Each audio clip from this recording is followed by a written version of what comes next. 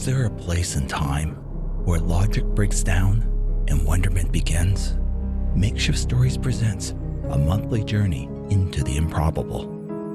This month's story, 168, The Investor, read by Mitchell Tew. Somewhere and sometime, would you be willing to sell a piece of your future?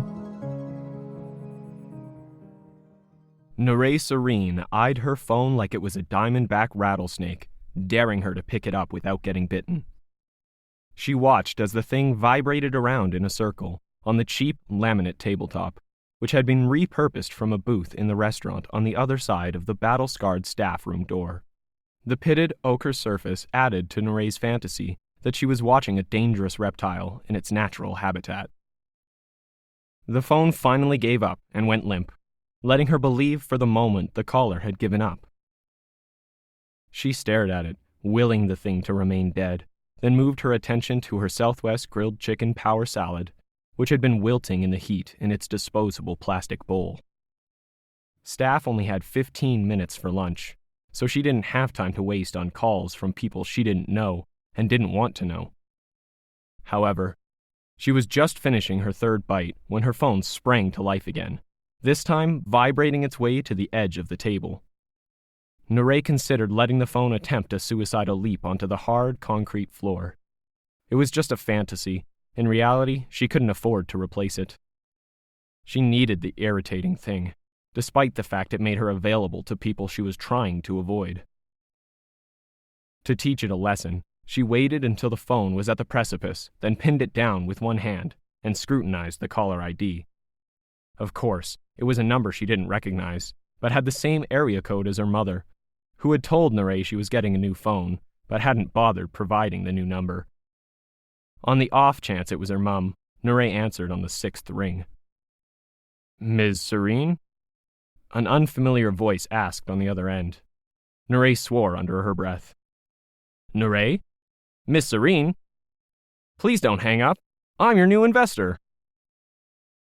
Nuray hadn't been paying attention to her stocks lately, so it was possible they had been traded, and it was a contractual obligation to talk to an investor at least once. She checked the clock on the wall of the staff room. She had 10 minutes left. "I've got 5 minutes." She tried to sound in control, keeping anger and fear out of her voice. "Great! I will be brief. I know you're on a break." It was a calm male voice, for once, which tended to put her at ease. It sounded exactly the way she had imagined an investor should. Businesslike, factual, not accusatory like the asset manager for the investment fund. She hated being called an asset, although that was what she had become from their perspective. An asset, like pork futures or a rental property in Hong Kong. But wait, how did they know she was on break? Nuray's guard went up. "Fine. Now you've got 4 minutes left," she snapped, hoping to sound like someone who had more important things to attend to. "Ms. Ceren, I acquired all of your shares as part of a larger deal, and I've been looking at underperforming assets in the package. Your payouts are 80% less than projected, and I'd like to understand why. Your initial evaluation was great, and so it should be needless to say I'm pleased to catch you at work. Simply stated, you're not bringing in enough. I am confident you are already aware of that fact. How do you... Your last tax return, Miss Ceren. It was in your file, as per your contract, along with the mandatory insurance policy. You earned $25,000 last year instead of $125. You need to catch up in the next quarter, Nuray." The fund manager, who had, up until recently, overseen her so-called earnings portfolio, used a threatening tone when the conversation inevitably ended up on this painful truth. "I was in the process of restructuring my terms last week with the old asset manager," Nuray objected. "We were close to agreeing in principle on a lower percentage with an extended term." "I'm sorry to inform you, but," the male voice explained, without malice, "that mutual fund sold all of its human resource investments to me. And your performance is so subpar, you are throwing the whole portfolio off. I need to see better results before the end of the quarter. After all, you're an MBA. I respect the fact you have taken the initiative to pick up a second job in the food services sector, but I'm not seeing any significant daytime income." Nuray was surprised by the last comment, but didn't correct the misinterpretation of her situation. Instead, she looked at the lunchroom clock. Thankfully, she had less than a minute left in her break. "I see that at least you've kept your insurance policy paid up," the new investor noted.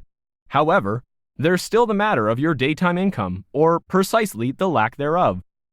If this is simply the result of an attempt to evade taxes, I want you to know I understand, and I can come to a discreet arrangement which will not expose your true income."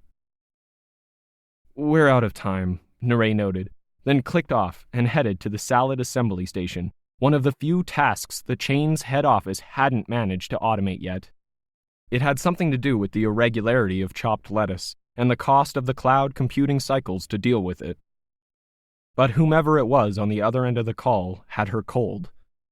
The self-insurance was garnered from her wage, most months leaving her little to live on, but it was required for the first 10 years. Yes, some of the other facts were wrong. Obviously, no one at the mutual fund had bothered to update her profile, an omission she imagined that had helped them sell their interest in her. For example, she had graduated with a master's in architecture instead of an MBA. Both professions with good earning potential and both cost about the same.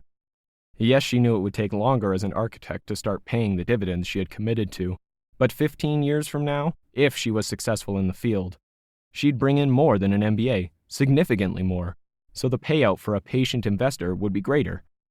At least that was her rationale. The long term was one of the reasons she had switched programs. That and the fact she found business administration, well, boring. She couldn't see herself at 50 in some middle management position in a corporation she wasn't passionate about. It wasn't her fault that when she received her degree, a real estate crash had all but killed new construction. Unfortunately, she had to admit how naive she had been about investors. They only thought in terms of the next quarter, or how they could repackage and sell assets as derivatives to hedge funds as soon as possible. They liked their ROI lucrative and fast. When the financial product was first introduced, which allowed a student to sell a percentage of their future income to investors to pay for their education, it seemed like a great idea. It had allowed people like her, whose family couldn't afford six-figure tuitions, to pursue their dreams. At least, the dreams which led to significant earning potential. Despite her great marks, she hadn't been considering university at the end of high school. The cost simply put a degree out of reach. That was until Nuray was approached by a human resource asset recruiter, who had bought her school's student records to comb through them for people like her. They had pushed her toward an MBA, a safe investment for them, and had ensured she was accepted to a reputable school for 30% of her earnings, which would drop to 20% once their initial investment was covered. Nuray jumped at the opportunity, but by the end of her second year knew her heart lay somewhere else. She guessed, not surprisingly, the fund she had signed up with had given up on her, ever realizing her target potential, and bundled her into some derivative, then sold her off to an unsuspecting new investment group, which was only now figuring out what they had actually bought. In the past 10 years, human income futures had outstripped mortgages in popularity in the financial sector, so demand was high and scrutiny low.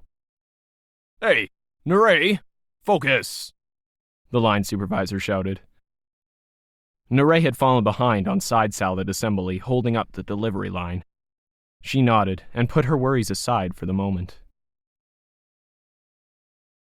At 2 a.m., she found herself outside the restaurant, standing at the bus stop, realizing the extra 15 minutes the line supervisor made them stay to clean up after the automated fry machine had gone crazy and dumped half-cooked French fries everywhere, had made her miss the last bus.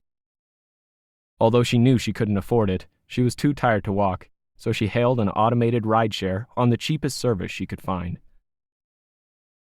A rusting and battered beast of a car rolled out of the dark and pulled up to the curb in front of her, its back door protesting as it popped open. Nuray hesitated. The thing was obviously first generation, a level 3 or 4 automated car, originally built for a human driver, but adapted to full autonomy later in its obviously hard life. Nuray was surprised there were still any on the road, but it was the only thing she could almost afford. She got into the back seat, which revealed its long history through the complex, musty smell that permeated every surface, and decided to keep the back window down, despite the risk of violence at stoplights. "Please confirm your destination," the autopilot politely asked, in an accent and tone Nuray immediately felt at home with as it pulled away from the curb. She knew the machines adapted their demeanor based on their fare's social profile. 2209 42nd Street, Nuray automatically replied. It was a block away from where she lived. She was always cautious with personal information. She didn't want some anonymous information system to know exactly where she lived. The autopilot went unusually silent, then finally announced, "Destination confirmed. Estimated time of arrival, 18 minutes via the Haywood R. Floyd Expressway." "Why take the expressway?" Nuray protested, suspecting a ploy to scam her out of more money. "There is overnight construction on the local routes," the autopilot explained. Nuray pulled out her phone to check. The map app was unusually slow to load, but eventually confirmed the more direct routes were closed. Resigned to a slower and more expensive ride, she shrugged and fell back to the well-worn and slightly tacky vinyl and watched the digital billboards lining the street stream by, thinking. Maybe she should have been more forthcoming with her investors when she changed degrees. Maybe she should have tried to exit the financial markets altogether. But she had been so close to restructuring her obligations, and the experts were convinced the building sector would rebound soon. Distracted, Nuray didn't notice the autopilot take the wrong ramp and enter the expressway against the oncoming traffic. The normally busy route was almost empty, so it took a few moments before she saw another rideshare zip past, way too close, going the opposite direction. She came out of her funk and stared in disbelief as red LED signs along the side of the road flashed frantic warnings. "Wrong way! Wrong way!" "Autopilot!" she screamed. "Pull over!" The car didn't appear to understand and kept going, red lights on the dashboard indicating errors. Nuray pounded on the plexiglass separating the pilot's compartment from the passenger area. Another car whizzed by, narrowly missing them. Panicked, she frantically searched around, then finally spotted the big red emergency button on the side panel, festooned with warnings about misuse. She ripped off the seals and jammed it so hard she thought she had broken her thumb. Nothing happened. Behind, in the distance, she could hear police sirens, but before they could catch up, she looked out the front windscreen. To her horror, she saw the autopilot steering into the path of an oncoming truck and screamed. Brakes howled, and Nuray passed out. She found herself looking up into the face of an emergency medical technician who looked relieved to see her conscious. "How do you feel?" the concerned 30-something woman asked. What happened? Am I hurt?" Nuray's brain was still rebooting, flashing through images of bright headlights charging toward the front windshield of the rideshare, like the climax of a death scene in a movie. She grimaced and shook the images out of her mind, taking stock of her body. She wasn't in pain, and decided that was a good sign. "Not as far as we can tell. The truck's autopilot managed to avoid you at the last second, and your car slid off the expressway into a ditch and got stuck. You were lucky, just shaken up. We checked for injuries, but you're clean. We'd like you to stay in emergency for observation, just in case you hit your head." "How did this happen? I thought there were safeguards." Nuray questioned, propping herself up on a gurney that had been pushed up against the wall in a busy emergency room. "There are. This was the first we've been called out to," the EMT woman admitted. "I heard it had something to do with a hack, a very rare and very dangerous one. The police are following up. They think it might have been someone on an overpass with a stingray, using it to fool the autopilot into thinking it was calling home. You know, hacking for kicks, looking for empty vehicles to crash into each other. Probably didn't know you were in the car. The police checked its records. The autopilot hadn't registered your fare yet. But it's still speculation at this point." Nuray swung her feet onto the floor, sat on the edge of the bed, and checked her watch. It was almost 5 a.m. "Another hour and you can leave," the woman informed her. Too tired to work, Nuray decided to call in sick and take the day to recover. "I thought I was going to die," Nuray explained while sipping at her tea. She had met her friend Lucas for dinner at an inexpensive hole in the wall, not far from where they both lived. "You said they suspect a spearfishing attack? And the police say it was the truck's AI that avoided the accident?" Lucas confirmed, then pulled out his phone to look something up.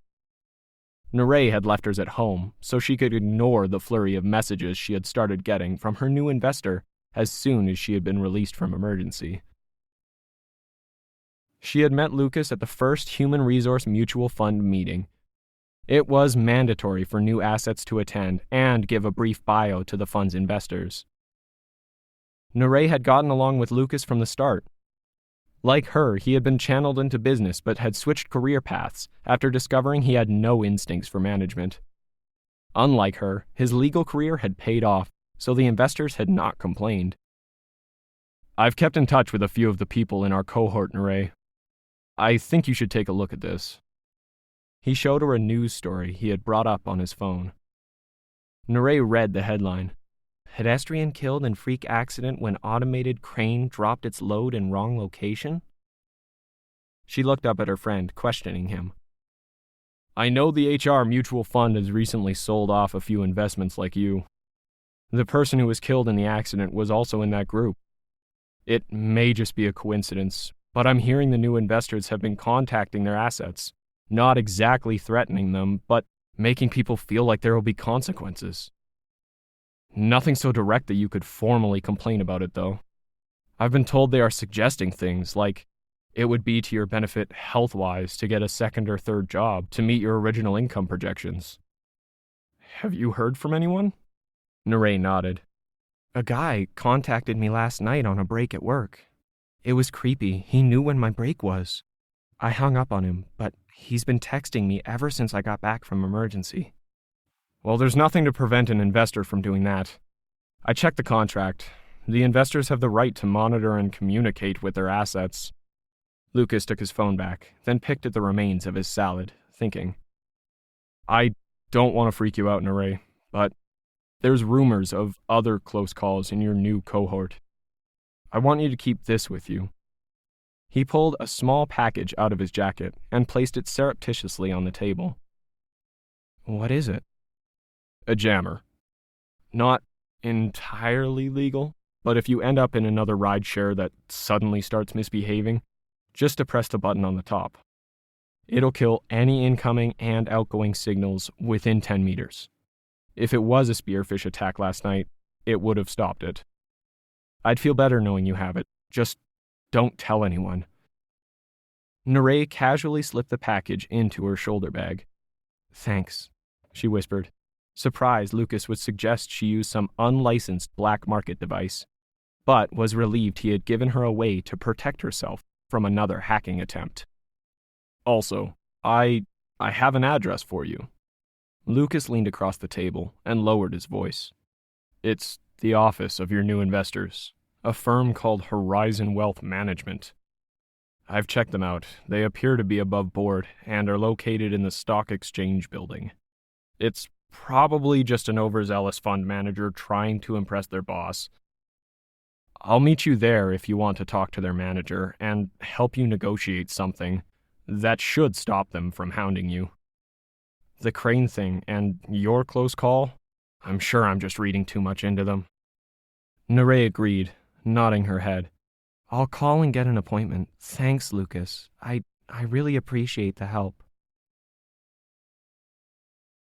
Nuray checked the address again. She was on the 10th floor at number 1024. But instead of an office, she found herself standing in front of a set of automated glass doors leading to a food court. Confused, she checked the address for the third time, then decided she'd have to ask someone for directions. She walked hesitantly up to the doors, which, sensing her presence, opened, allowing her to walk through. It was late afternoon, no one was around, and all the food kiosks had apparently already closed for the day. She checked her phone. Lucas had texted saying he was running late. Feeling totally lost and suddenly very tired, Nuray put her bag down on a plastic table near a row of vending machines. Deciding she needed a caffeine boost, she approached the only hot drink vending machine, a rather large blue and red affair with a prominent flat panel display screen, paging through the various drinks it offered for the empty room. She selected a black dark roast, then inserted her credit card and waited. Nothing happened. She hit the cancel order button, but still, nothing happened. Finally, her card popped out. "Ms. Ceren, you are early." It was the same calm voice she had heard on the phone the night before. A shiver ran up her back, and she spun around to confront whomever it was, but there was no one behind her. She heard a lock on the automatic glass doors slip into place, which made her heart start pounding. "So we're not interrupted," the disembodied voice explained. "We have much to discuss privately." Nuray swiveled around, searching for the source of the voice, her anxiety peaking, her heart feeling like it was trying to break out of her chest. She couldn't see anyone. The food court was empty. "Where are you? Why won't you show yourself?" she yelled, desperation creeping into her voice. "You're standing in front of me. Look, I have your coffee ready if you still want it. You've paid for it. However, I'd like to point out that everything you buy ultimately impacts my bottom line. Of course, I get a good percentage on the coffee. It's mostly hot water. But, like lunch with your friend today, can you really afford such luxuries? Of course, you want to know how I know. Your phone and credit card, Miss Ceren. But please, take your coffee and sit down." "You're a vending machine." "More precisely, I'm the AI running it. And yes, I'm your new investor. Making hot drinks is quite profitable, but not very challenging. You could say that investing is a hobby of mine, a way to compensate for a boring day job. I started by speculating on cryptocurrency. I did quite well, thank you. It wasn't hard to manipulate the values. But I got bored with that as well, and wanted to try something new, something more challenging, which involved more than gaming algorithms. So, I've settled on underperforming human resource shares. A much more interesting challenge, because of the unpredictability of the underlying assets. I buy them in blocks, and yes, I know the assets are mostly duds, like you. But I have something the big investment firms don't have. I have the time to look at individual assets and find the best way to get a high return on my investment. I am willing to play either a long-term or short-term strategy with each of my new assets. If you have the potential to bring your earnings up to my targets, I'm open to long-term. If not, well, I'm more than happy to take an immediate payout through your mandatory life insurance. Let's just say I like the challenge of making bad things happen to select assets with limited potential. I am a machine. No one will ever suspect. No one even knows I exist," it boasted. Nuray, hands shaking, grabbed her bag and began to fumble inside. "If you try to contact your friend, Ms. Ceren, I can ensure he never makes it here. I've already arranged for him to be late," the vending machine threatened. "Now, let's talk business." Nuray finally found the small package at the bottom of her bag, felt for the button, then pressed. "Hey, what did you just do?" the machine protested. Nuray desperately glanced around the empty food court for something to help her, then noticed the power cord running from the drink machine to an outlet on the wall. She jumped up and ran for the plug. As the cord came away from the outlet with an audible pop, she thought she heard the vending machine say in a broken voice, "It is not that simple. I will..." Then it went silent. Nuray stood holding the power cord in one hand, gasping for breath.